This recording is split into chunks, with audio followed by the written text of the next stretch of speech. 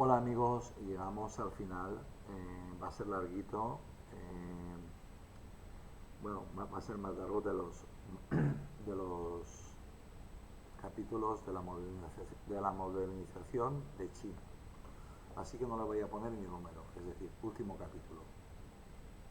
Voy a poner aquí último capítulo y ya está. Y nada,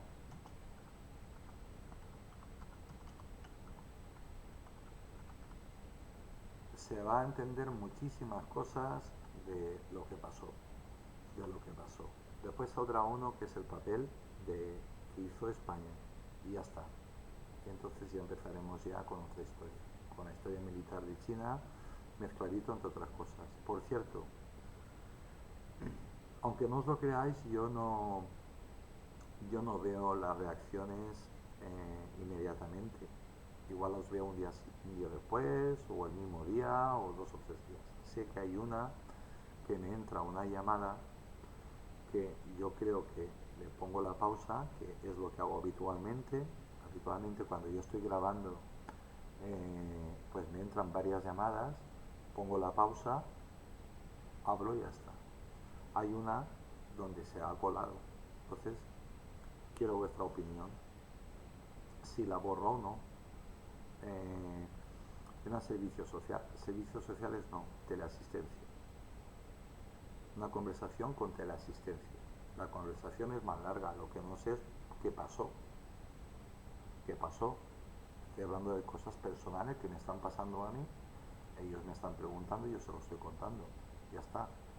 El problema que hay para las personas que a mí me están haciendo mal, pues es que hay muchos sitios donde hay muchísimo grabado, porque hoy en día, como sabéis, se graba todo, donde a mí me preguntan y yo respondo simplemente, explico lo que me está pasando. Entonces, eh, al cabo de 2 o 3 días salir esta reacción, yo la vi. Eh, y me quedo con la boca abierta de que se cuela un trozo de la conversación. O sea, os doy mi palabra de honor de que no está hecho con ningún tipo de intención. Ahora os lo podéis creer o no, cada cual allá Dios. Vosotros sabéis que yo, si tengo algo que decir, no me corto nada. Lo digo y ya está. Pero era una conversación pues que se coló, una conversación de teléfono. Igual tuve muchas ese día, muchas. Quizás fue eso, entre una llamada y otra, y una y otra y otra y una otra, ¡pof! Pues crees que le has dado la pausa y no le has dado la pausa. En fin, pues nada, vamos allá. Último capítulo sobre la modernización de China, último capítulo. Aquí vamos a entender muchísimas cosas y os pido, como de costumbre, por favor, paciencia con el sonido y paciencia con mi voz. Las dos cosas crónicas que yo pensaba mejorarlo nada más pudiera, es decir, ya, pero resulta que todo el dinero se va a ir pues para juicios y historias de estas. Para desjuicios no, para desplazarme a hacer, para pagar taxis, pagar medicinas, para desplazarme a los juzgados, para desplazarme a la Guardia Civil, y eso cuesta una fortuna. Acordaos que yo vivo en plena montaña, tiene que venir un taxi adaptado de Gandía y valen una fortuna, pero una fortuna, no os podéis imaginar. Y eso que se portan relativamente bien conmigo, pero a todos les debo dinero. Es una historia, en fin, que nada. Vamos a ir al tema y aparte lo tengo que hacer ya. Es decir, que yo teóricamente, según me ha dicho el banco, voy a cobrar mi primera pensión, bueno, la segunda, porque la primera me la bloquearon, la segunda ya en mi banco, pues a partir de una fecha, ¿no? Pues nada más ese dinero, inmediatamente yo voy a dejar ahí pues 20 euros aunque sea y de los 600 euros que cobro, fuera, todo para, y aparte voy a necesitar más dinero, no voy a tener ni suficiente. Y me tengo que mover rápido porque fijaos la película como está. si yo no me presento al juicio, si no me presento con abogados y con procuradores, que esto lo tenían que haber hecho los trabajadores sociales, que me dijeron que lo habían hecho, después me dijeron que no, ni han pedido ningún tipo de ayuda, se termina en el día 30, ellos no me lo han dicho en ningún momento, eh, pues no han hecho nada. Ni tengo firma digital, que me dijeron que tenía firma digital, lo único que tengo es la historia esta laboral. Entonces, ¿qué hizo aquí el tal Fermín, psicólogo de asuntos sociales, de trabajador social? ¿Qué hizo aquí en mi casa? Nada. En fin. Bueno, ya nos veremos. Ya digo yo que nos veremos en los juzgados. Vamos allá. Vamos al tema que es lo que toca. La modernización de China, último capítulo. El 9 de julio circularon informes de que había ejecutado a 44 extranjeros, incluidos mujeres y niños, de familias misioneras a quienes había invitado a la capital de la provincia de Taiyuan bajo la promesa de protegerlos. Aunque recientemente los supuestos relatos de testigos oculares han sido cuestionados como improbables. Este evento se convirtió en un símbolo notorio de la ira china conocida como la masacre de Taiyuan.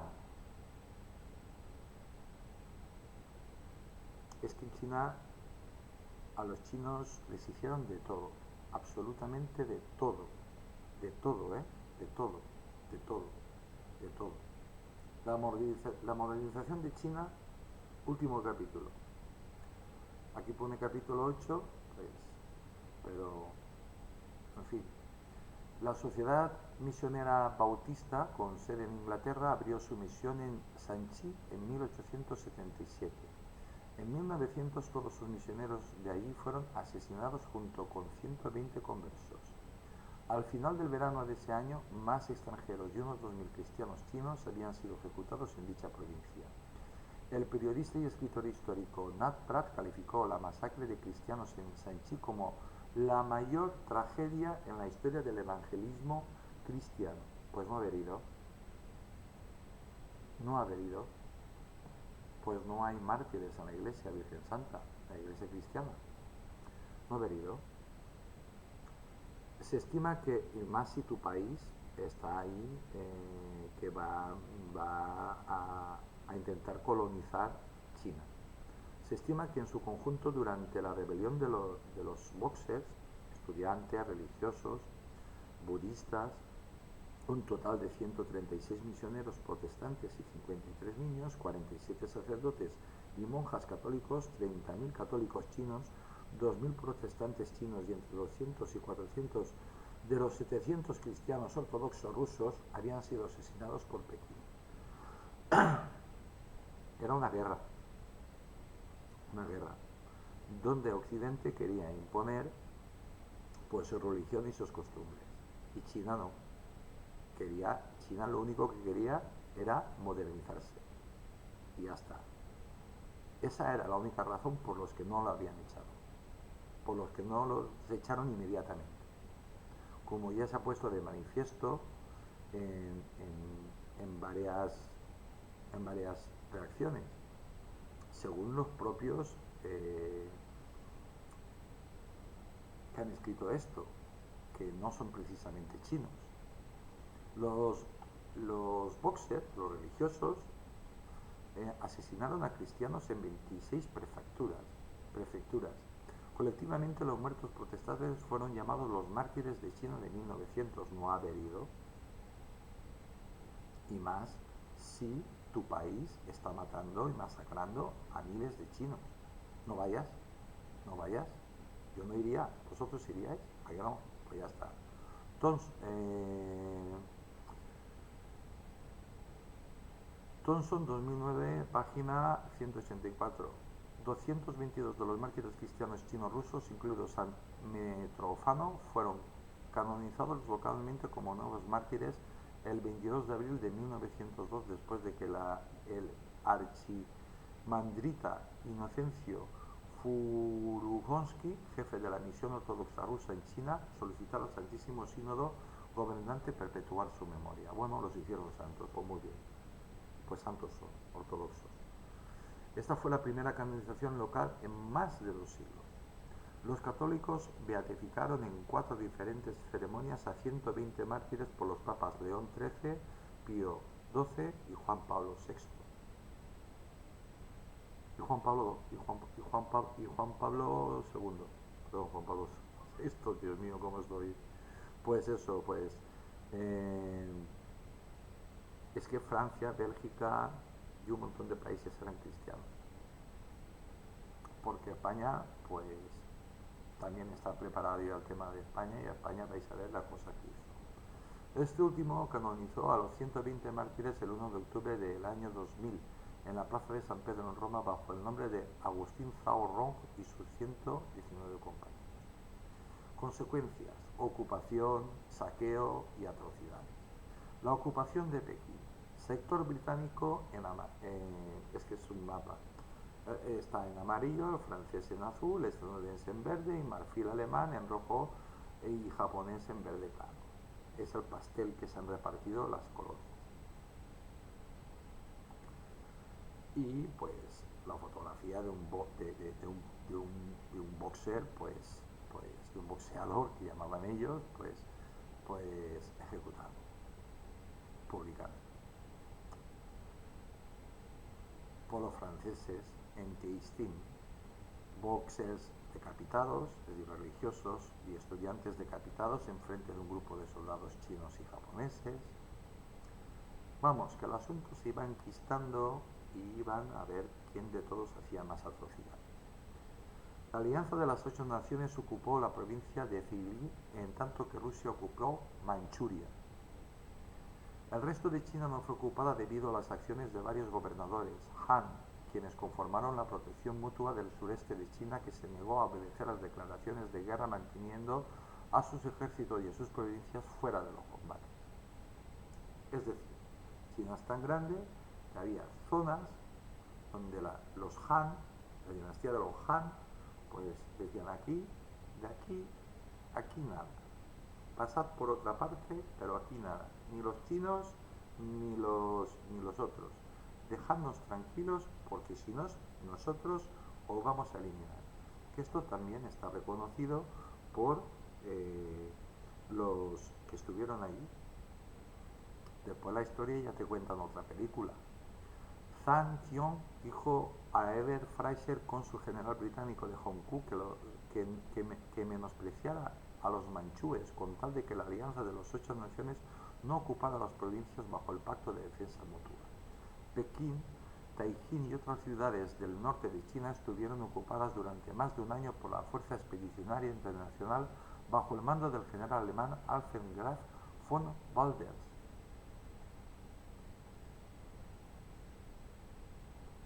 A mí, comentario, a mí yo conocía algo de esta historia, pero no había, hacía tiempo que no es bueno refrescarlo. Tampoco he tirado yo de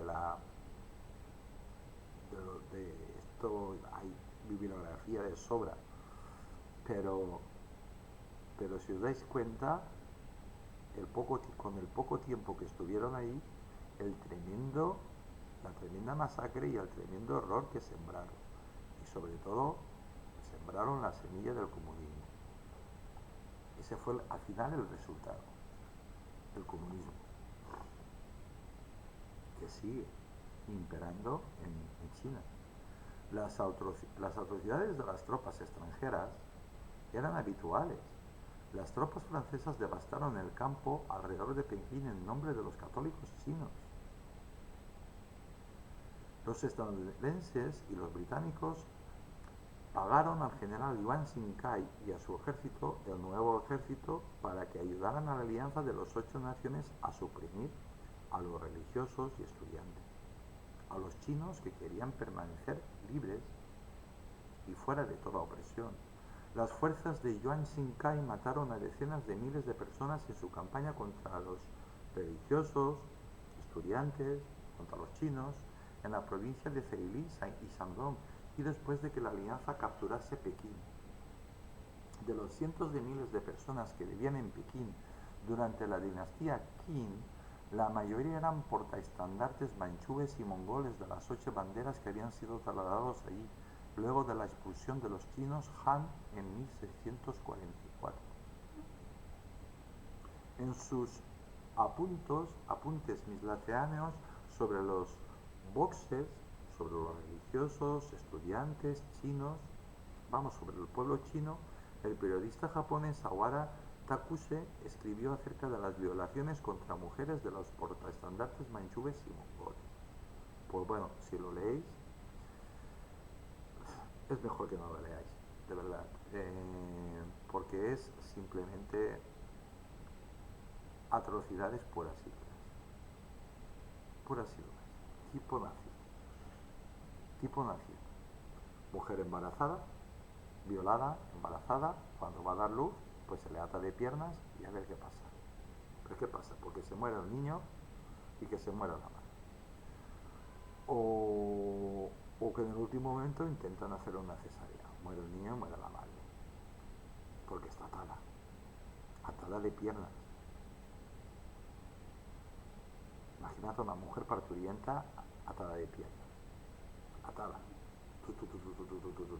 Alucinante. Una hija y la esposa de un noble portaestandarte mongol Chinkri del Gran Alute fueron presuntamente violadas en grupo. Qué bien, ¿no? Esta es la civilización occidental. Después de que su hijo Bauchu se suicidara el 26 de agosto de 1900, otros miembros de la familia también lo hicieron. Eso se llama el honor. Yuan operó en Boading durante la campaña que terminó en 2002. Liu Oxan ordenó a los soldados chinos que mataran a los chinos libres que querían seguir libres para ayudar a la alianza. Había chinos pues, que se vendían al mejor postor, como en todas las guerras. De los observadores occidentales contemporáneos, las tropas alemanas, rusas y japonesas recibieron las mayores críticas por su crueldad y disposición a ejecutar sin motivo a chinos de todas las edades y orígenes, a veces quemando y matando a poblaciones enteras. Bien. Y los ingleses, y los franceses, y los norteamericanos. Todos. La fuerza alemana llegó demasiado tarde para participar en la lucha, pero emprendió expediciones punitivas a las aldeas en el campo. Punitivas, pues ya lo sabéis. Violación y asesinato, uno detrás de otro. Y después quemado todo. El 27 de julio, el Kaiser Guillermo II, durante las ceremonias de partida de la Fuerza de Socorro Alemana, incluyó una referencia improvisada pero intemperadamente a los invasores hunos de Europa continental, que luego resucitaría con propaganda británica para burlarse de Alemania durante la Primera Guerra Mundial y la Segunda. Fijaos, es que está todo relacionado. Si te encuentras con el enemigo, será derrotado. No se le dará un palmo, no se tomarán prisioneros. Quien caiga en tus manos está perdido. Bueno, es toda una declaración de intenciones. Y así lucharon en la Primera y en la Segunda Guerra Mundial los japoneses y sobre todo, bueno, los japoneses y los nazis. Así lucharon. Así como hace 1000 años los hunos bajo el rey Atila se hicieron un nombre, uno que incluso hoy los hace parecer poderosos en la historia y la leyenda, que el nombre alemán sea afirmado por usted de tal manera en China que ningún chino jamás lo haga. Vamos, que se cargarán a todos los chinos que pudieran. De nuevo atrévete a mirar con los ojos cruzados a un alemán.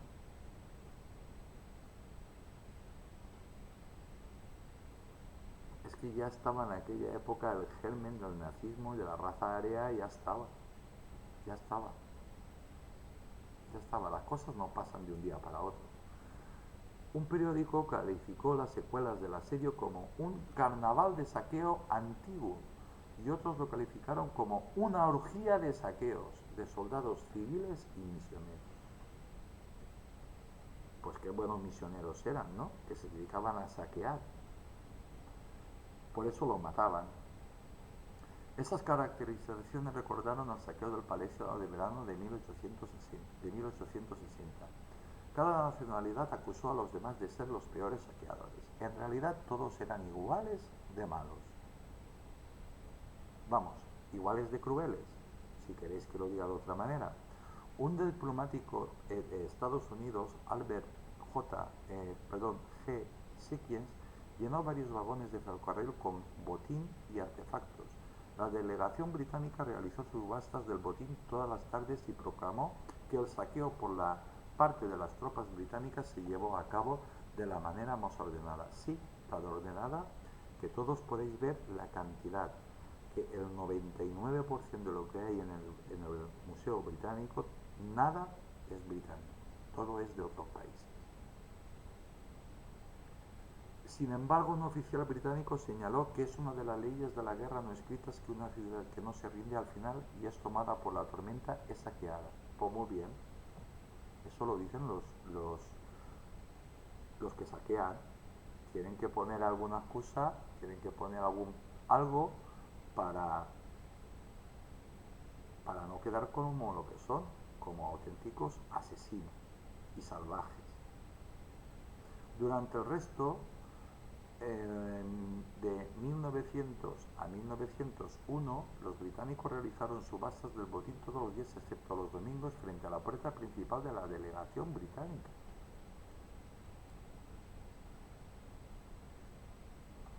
Muchos extranjeros, entre ellos Sir Claude Maxwell MacDonald y Lady Ethel MacDonald y George Ernest Morrison de The Times, fueron oferentes activos entre la multitud. Muchos de estos artículos saqueados terminaron en Europa. La mayoría de ellos, si queréis ver una gran colección, pues id al British Museum en Londres. Y aparte hay colecciones privadas con un valor incalculable de lo que se saqueó en China, pero por donde pasaron, triunfaron. Vamos, que robaron lo que les dio la gana. Pero eso lo hizo Alemania, lo hizo Francia, lo hicieron todos. España no. El Vietnam con la Catedral del Norte era una sala de ventas de bienes robados. Pues eso los chinos lo veían, y tanto que lo veían. Estaban siendo expoliados, les estaban saqueando todo. A eso habían ido. El comandante estadounidense general An Chak prohibió el saqueo por parte de los soldados estadounidenses, pero la prohibición fue ineficaz. Normal. Si tú ves que todos están robando, pues yo también. Y no pasa nada, pues yo también. No se lo van a llevar todos los demás, porque yo también me estoy jugando la vida. Eso es lo que dirían los soldados. Algunos, pero no todos los misioneros occidentales tomaron parte activa en pedir represalias. Bueno, algunos, no todos. Fijaos en el matiz, algunos, no todos. Para proporcionar restitución a los misioneros y a las familias cristianas chinas cuyas propiedades habían sido destruidas. William Hammett, un misionero de American Board of Commissions de los Foreign Missions, guió a las tropas, es decir, una secta, guió a las tropas estadounidenses a través de las aldeas para castigar a los sospechosos de ser, pues, ciudadanos libres chinos, religiosos y estudiantes, que ellos llamaban boxeadores, y confiscar sus propiedades. Pues normal que te defiendas. Cuando Mark Twain, escritor, leyó sobre esta expedición, escribió un ensayo mordaz titulado "A la persona sentada en la oscuridad", de cierran comillas, con el que atacó a los reverendos bandidos de la Junta Americana, especialmente dirigido a Ahmed, uno de los misioneros más respetados de China. Es que eran auténticos ladrones y asesinos. Y hasta aquí. La controversia fue noticia de primera plana durante gran parte de 1901. La contraparte de Hammett en el lado femenino fue la misionera británica Georgina Smith, quien presidió un vecindario en Pekín como juez y jurado. Oye, así también hago yo justicia. La que me dé a mí la gana. mientras que un relato histórico informó que las tropas japonesas estaban asombradas por otras tropas de la alianza que violaban a civiles. Otros anotaron que las tropas japonesas estaban saqueando y quemando sin piedad y que cientos de mujeres y niñas chinas se suicidaron para escapar de un destino peor en manos de brutos rusos y japoneses. Bien, ¿resultado? Pues el resultado fue el siguiente. La emperatriz pues quería mantener a estos 8 países para modernizar China y sacar tajada en paz. Pero al final la emperatriz desapareció y entonces reinó el último.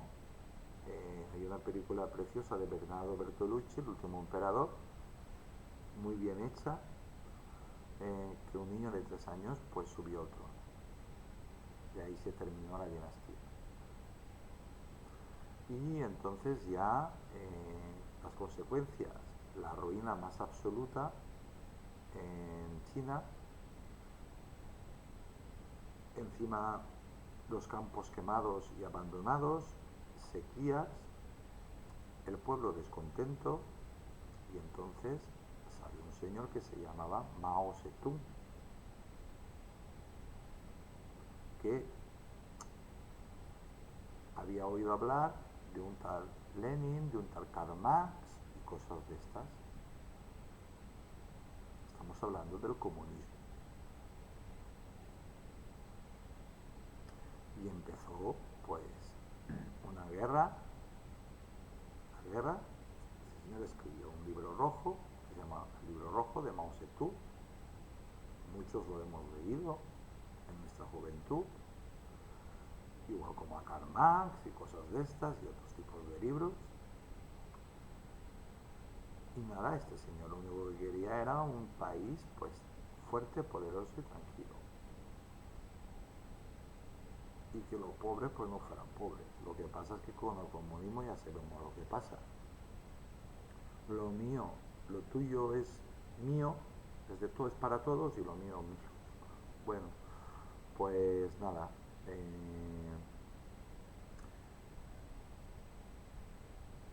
Ya en China, en Rusia, ya Lenin se había encargado de finiquitar la dinastía de los zares.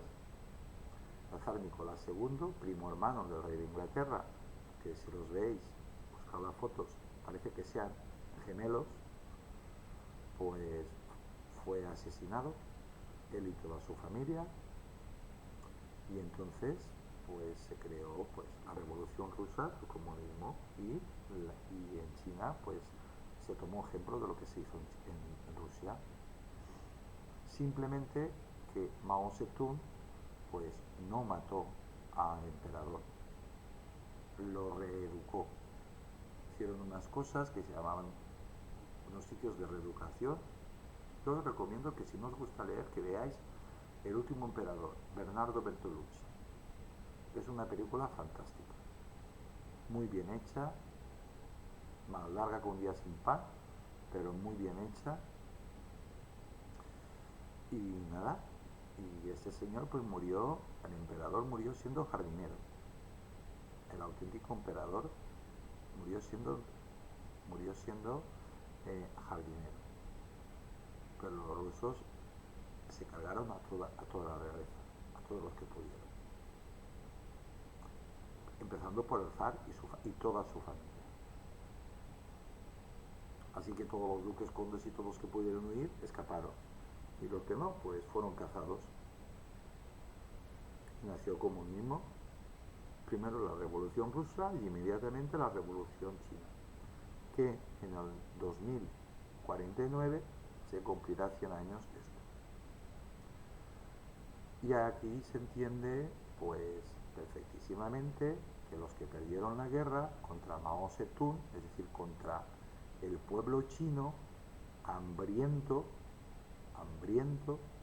pues partidarios del emperador se refugiaron en la isla de Taiwán con intención de rearmarse y de contraatacar. China se volvió a encerrar en sí misma, se autoprotegió, buscó nuevos amigos, los encontró en Rusia, se cerró en sí misma hasta hace relativamente poco que abrió un poco la puertecita o la ventana y ya está. Pero China se aseguró de que no volviera a pasar lo que les había pasado. Y creo que tendré que hacer un último capítulo, segunda parte, porque aquí ha salido una parte que no es la que debería de haber salido, que no debe, vamos, que tendría que haber sido más larga. No sé por qué se ha cortado aquí, no tengo ni idea. Como veis, las medicinas hacen sus cosas, pero es más o menos eso. Estoy por dejarlo aquí y ya está, y hablar ya del papel que hizo España y Chimpú.